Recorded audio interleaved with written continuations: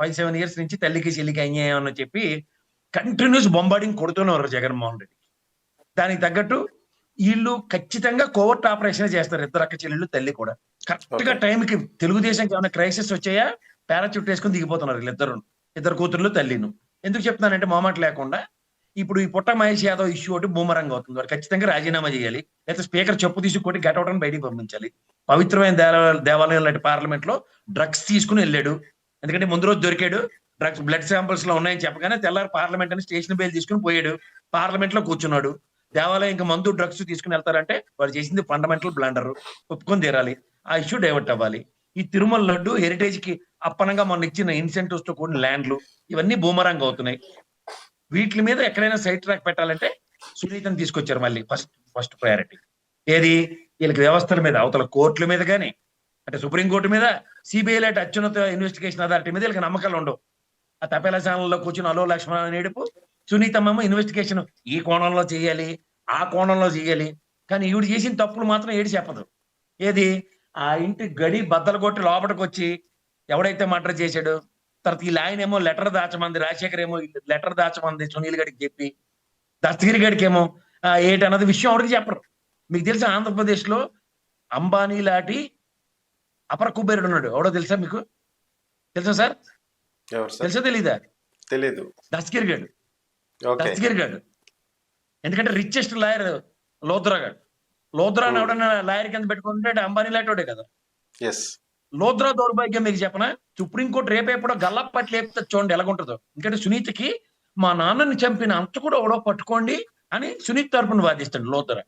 ఓ పక్క దస్తగిరి గాడు ఈడు నేనే చంపానని దొరికిపోయి సరెండర్ అయిపోయి స్టేషన్ బెయిల్ మీద పెట్టుకుంటే ఈడు చంపలేదట అని ఆడికి వాదిస్తుంది. మీరు గమనించారు ఇక్కడ? ఈవిడు సార్ ఈడికి వెనక డబ్బులు ఇచ్చి స్పాన్సర్ చేసేది, లోద్రాలు అటువంటి పెట్టుకోవడానికి డబ్బులు ఇచ్చి వాడు. ఇది గమనించండి. యువతల ఈవిడ కరెక్ట్ గా ఇంక రాష్ట్రంలో ఏమి ఇష్యూస్ లేవా? అకాల వర్షాలు నిన్న కూడా ఆవిడ ప్రెస్ మీట్ ఎట్టి టైంకి రెడ్ జోన్ ఇచ్చారు ఆంధ్రప్రదేశ్ కి. అకాల వర్షాలతో పంటల నష్టాలు కుదేలేయి ఉంటే ఆ జడీశీలం లాంటి పెద్ద ఆయన్ని పక్కన కూర్చోపెట్టి ఈ అన్నాశల్లి పంచాయతీ మాడుతుందా?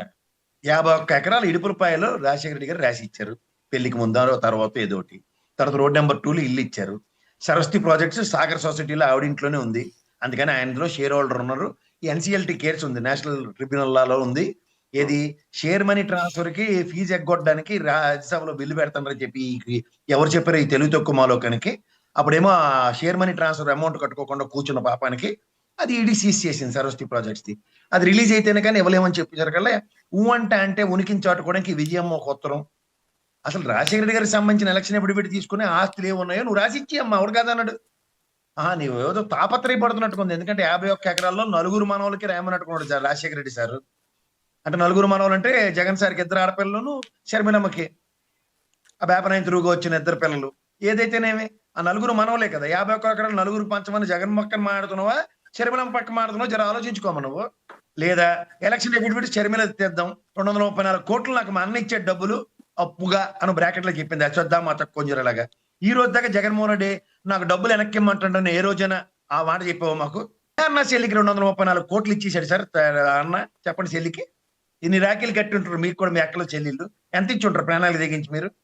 పోనీ ఇదంతా ఒక ఎత్తు. మనం వాళ్ళ కోకిలాబేన్ గారి దగ్గరికి వెళ్దాం, పెద్ద ఆవిడ, పెద్ద అంబానీ గారి భార్య. పెద్దోడు ప్రపంచ కుబేరుడు అంబానీ, రెండో అంబానీ గారు ముష్టెత్తుకుంటూ బ్యాంకులను ముంచుకుంటూ తిరుగుతున్నాడు. ఈ కోకిలాబేన్ ఇలా మా విజయంలో మైకెట్టుకుని బయటకు వచ్చి, అరే బాబు నువ్వు ఇన్ని ఆస్తులు సంపాదించి అందులో సగం వాటా చిన్న అంబానీ గడికి ఇచ్చానేమని చెప్పిందా? ఎవడు సంపాదన ఆడితే కదా, ఎవడు కష్టం ఆడితే కదా, ఎవడు ట్యాక్స్ ఆడే కడుతున్నాడు కదా, ఎవడు జైలు ఆడే అని పోయాడు కదా. ఇందులో ఏ లేదట, కానీ వాటాలు మాత్రం మొత్తం ఇచ్చేయాల. యలహంక ప్యాలెస్ సైతం ఏమి రాజశేఖర రెడ్డి గారు మాట్లాడిన మాటలేటి ఎవరికి జ్ఞాపకం లేమనుకుంటారా? మీరంటే తెంగర బొచ్చి బతుకులు బతుకుతున్నారు కాబట్టి మీకు బుర్ర జ్ఞానం లేకుంటే చిలక్కుని పెట్టుకుని తిరుగుతున్నారు. ఏం షర్మిల నీకు తెలీదమ్మా?